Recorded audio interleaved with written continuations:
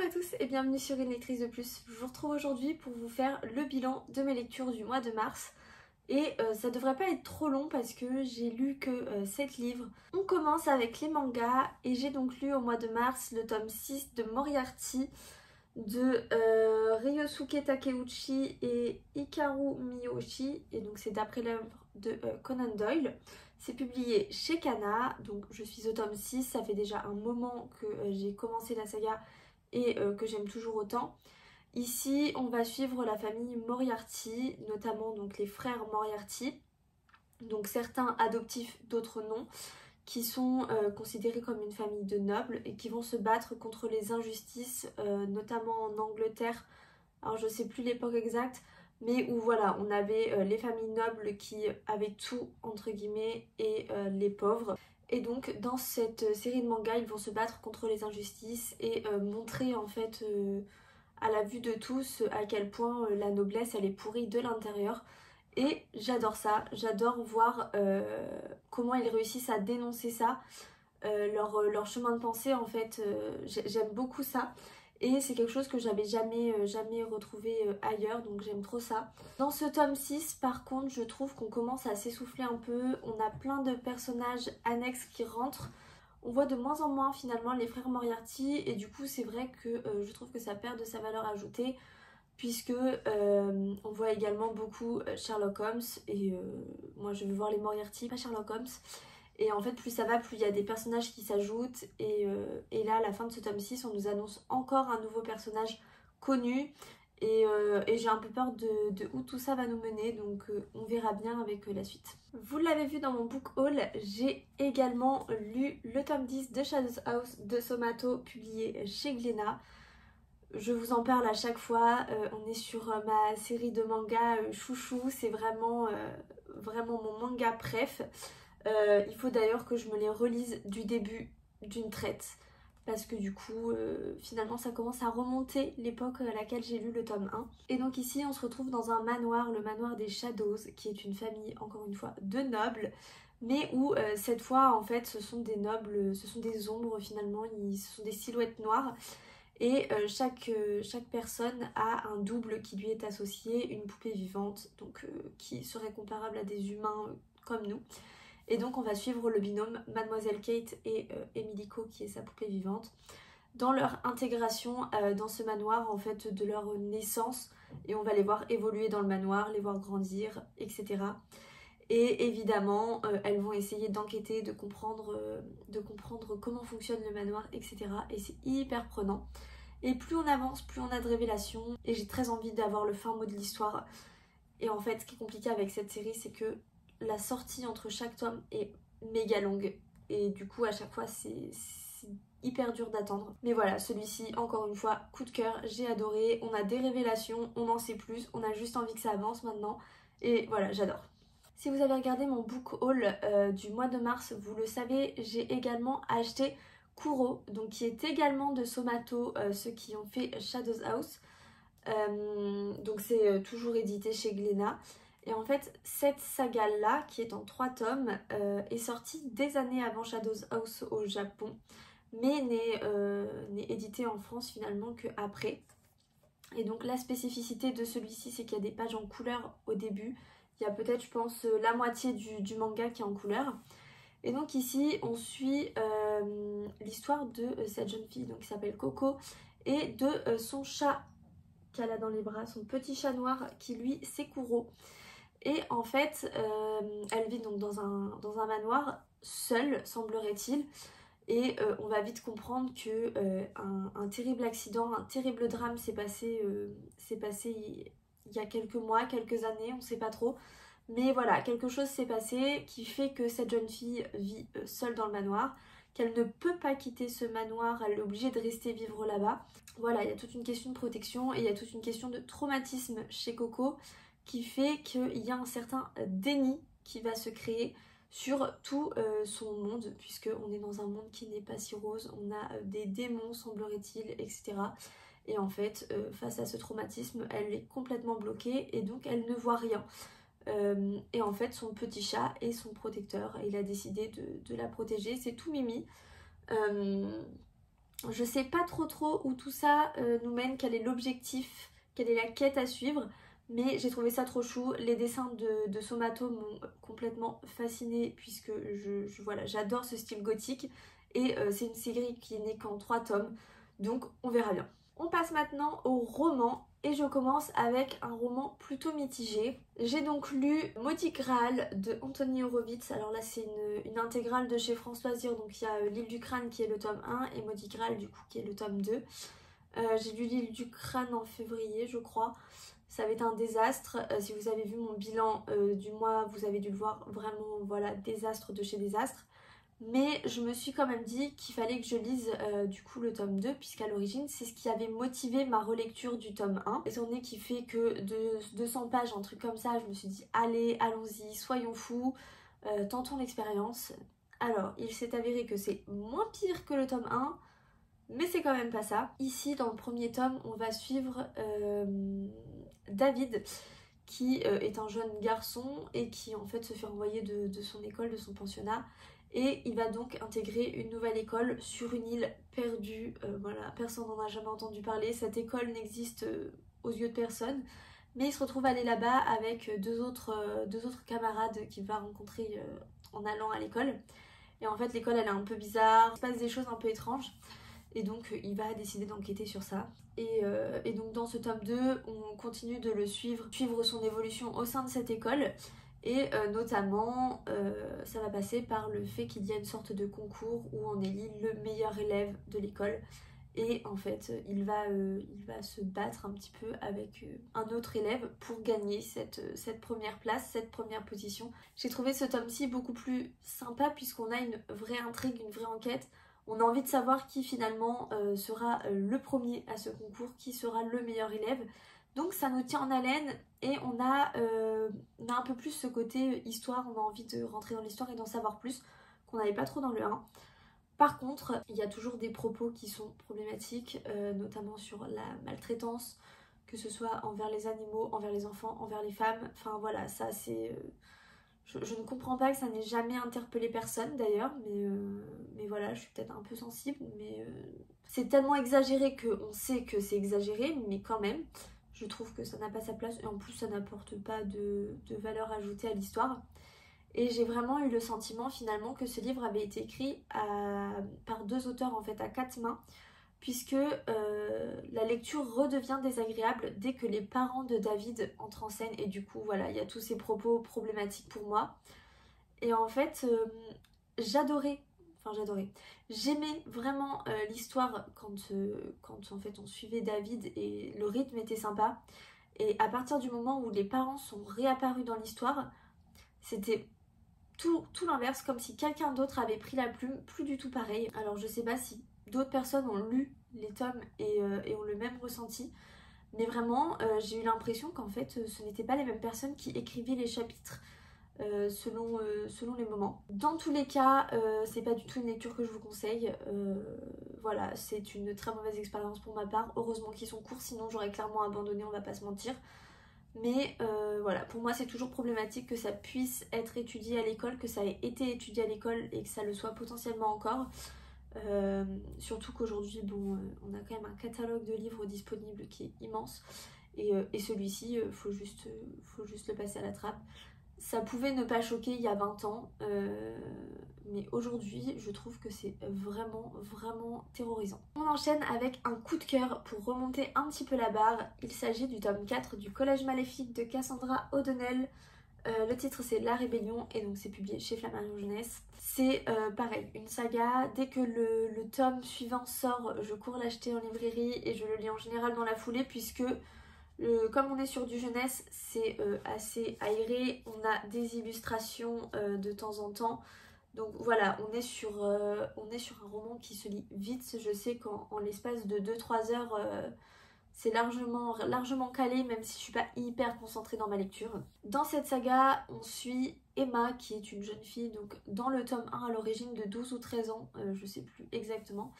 Et en fait, ça fait des années qu'elle cache, elle a un don un peu particulier, c'est qu'elle peut marcher dans les rêves, les siens et ceux des autres finalement.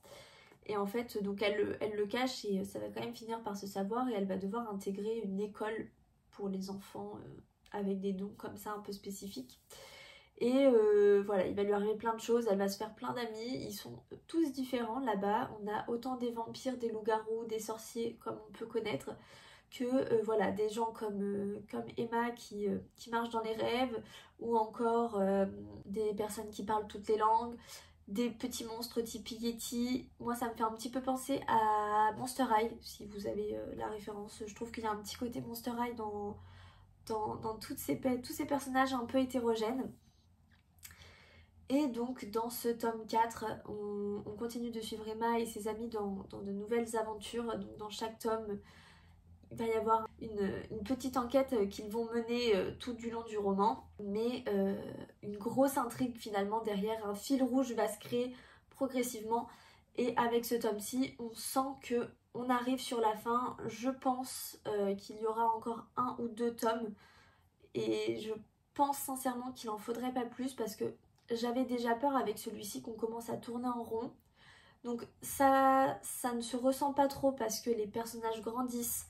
Donc on sent leur évolution, on sent qu'on a avancé dans l'histoire et que c'est plus les mêmes que sur le premier tome. Donc on sent que voilà, il va falloir commencer à aborder les sujets un petit peu plus sérieux et à avancer vraiment sur le fond. Et on le ressent là, on sent que les questionnements sont présents, que les personnages, voilà, ils évoluent, ils se tâtent. Je sais pas comment l'expliquer, mais on sent que la fin approche et c'est super parce que j'ai hâte de savoir comment ça va pouvoir se terminer vu comment ça évolue. Et c'est une histoire qui m'a complètement happée. J'ai bien aimé le monstre, si on peut appeler ça comme ça. À chaque fois, il y a une sorte de méchant.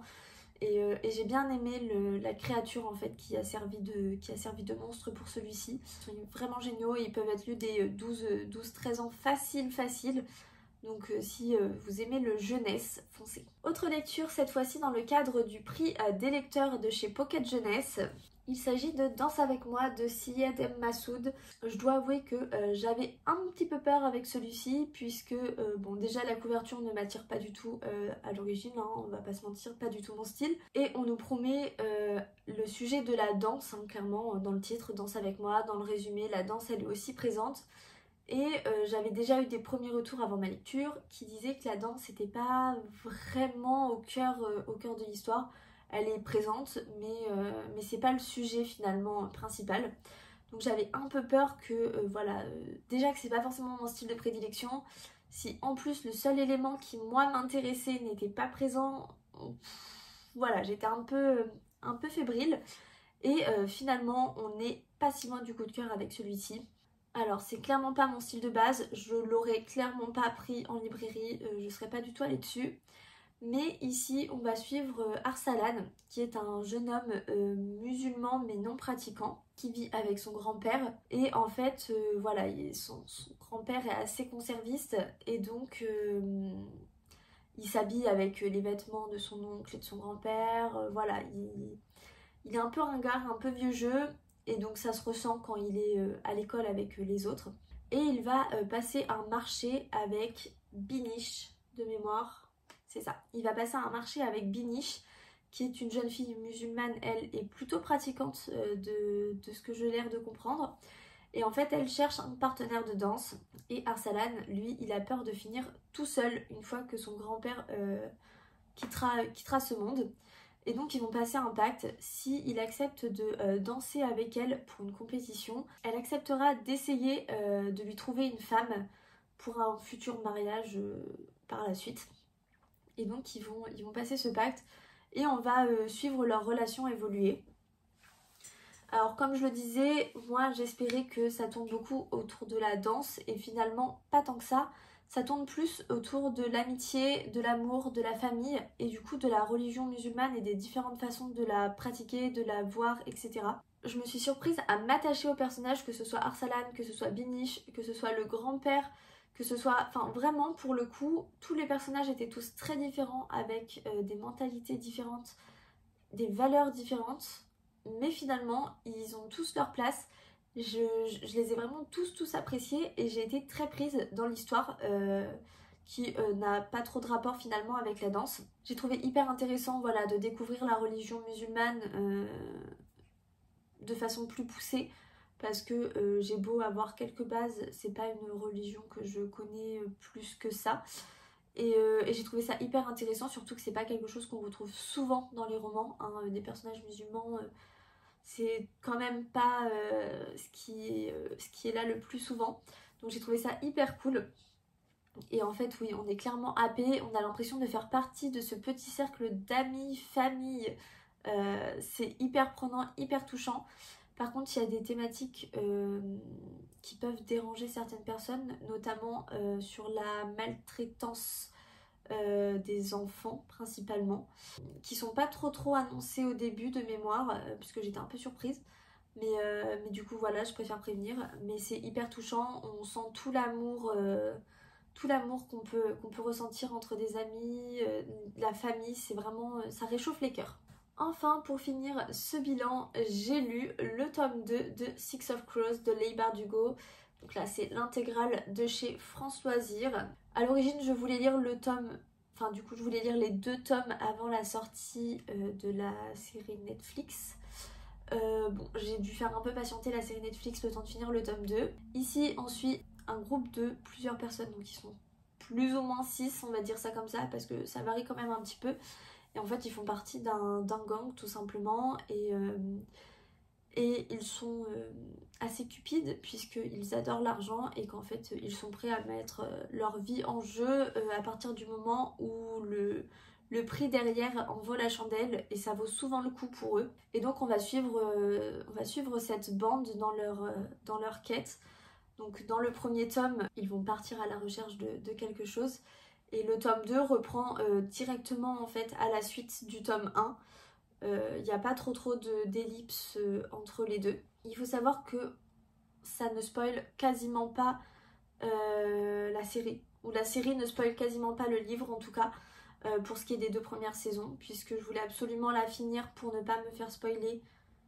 Et en fait, j'aurais pu m'abstenir puisque y a un élément qui nous est annoncé dans la série et qu'on découvre que dans le tome 2.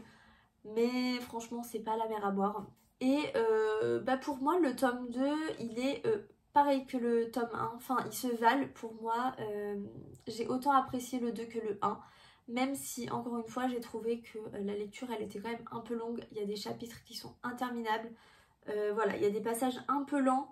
Je pense qu'il y aurait eu moyen d'accélérer un peu les choses et de rendre ça un petit peu plus addictif.